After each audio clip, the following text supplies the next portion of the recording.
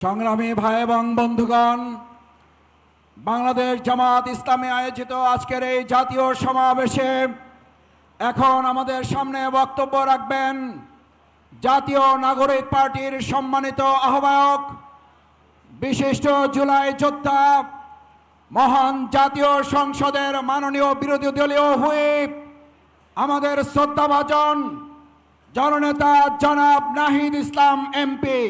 বক্তব্য রাখছেন নাহিদ ইসলাম এমপি। বিসমিল্লাহির রহমানির রহিম।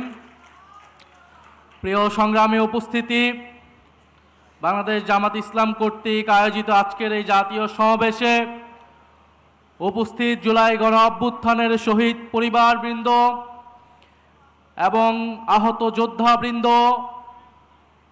সহ বাংলাদেশের গুরুত্বপূর্ণ নেতৃবৃন্দ যারা মঞ্চে উপস্থিত আছেন, জামাত ইসলামের সম্মানিত আমির, বাংলাদেশের জাতীয় সংসদের বিরোধী দলীয় নেতা ডক্টর শফিকুর রহমান সহ সবাইকে জাতীয় নাগরিক পার্টি এনসিপির পক্ষ থেকে সালাম এবং শুভেচ্ছা জানাচ্ছি। প্রিয় উপস্থিতি, আপনারা জানেন 2024 সালের জুলাই গণ অভ্যুত্থানের মধ্য দিয়ে বাংলাদেশ একটা পরিবর্তনের স্বপ্ন দেখেছে। বাংলাদেশের মুক্তিকামী জনগণ প্রতিজ্ঞা নিয়েছিল বাংলাদেশে নতুন করে কোনো স্বৈরতন্ত্র এই দেশে ফেরত আসতে দেওয়া হবে না। সেই প্রতিজ্ঞা থেকেই বাংলাদেশের সংস্কারের কার্যক্রম শুরু হয়। 5ই আগস্টের পর থেকেই প্রতি পদে পদে বিএনপি, তৎকালীন বিএনপি সেই সংস্কার কার্যক্রমে বাধা দিয়ে এসেছিল। একটা পর্যায়ে তারা বাধ্য হয়ে ঐক্যমত কমিশনে আসে, কিন্তু ঐক্যমত কমিশনে এসেও প্রত্যেকটা গুরুত্বপূর্ণ সংস্কারে তারা নোট অফ ডিসেন্ট, অর্থাৎ তাদের বাধা, তাদের অসম্মতি তারা জানিয়ে এসেছে। সবশেষে তারা গণভোটের জনগণের চাপে, সেই সময়ে রাজনৈতিক বাস্তবতার চাপে তারা গণভোটে রাজি হলেও আমরা দেখতে পেলাম যে নির্বাচনের পরপর তারা গণভোটকে অস্বীকার করা শুরু করেছে।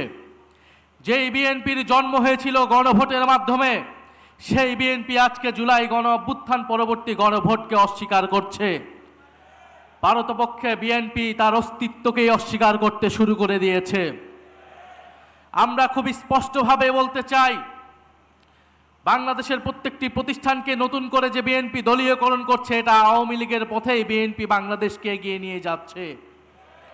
বিএনপি যদি আওয়ামী লীগের পথে, পুরনো স্বৈরাচারের পথে এই দেশকে এগিয়ে নিয়ে যেতে চায়, তাহলে বাংলাদেশের জনগণ আবারও রুখে দাঁড়াবে, বাংলাদেশের তরুণ সমাজ আবারও রুখে দাঁড়াবে, বাংলাদেশের জুলাই গণ অভ্যুত্থানে অংশগ্রহণকারী প্রত্যেকটি ছাত্র জনতা আবারও রাজপথে দাঁড়াতে বাধ্য হবে।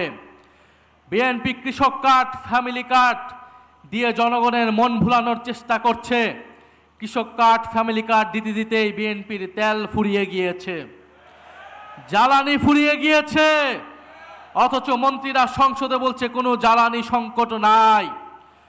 বাস্তব সমস্যাকে অস্বীকার করছে, অর্থনৈতিক সমস্যাকে অস্বীকার করছে, দেশে আইন শৃঙ্খলার যে ক্রমান্বয়ে অবনতি হচ্ছে সেটাকে অস্বীকার করছে বর্তমান সরকার। আমরা সর্বাত্মকভাবে এই সরকারকে সহযোগিতা করতে প্রস্তুত ছিলাম দেশের স্বার্থে, জনগণের স্বার্থে, কিন্তু বিএনপি সরকার সেই সকল সহযোগিতা নেওয়ার সকল দরজা বন্ধ করে দিচ্ছে। আমার জানা নেই, যারা এখানে অভিজ্ঞ আছেন, মুরব্বী আছেন, তারা বলতে পারবেন বাংলাদেশের ইতিহাসে এত কম সময়ে, মাত্র 2 মাসে কোন সরকার এতটা অজনপ্রিয় হয়েছিল কিনা।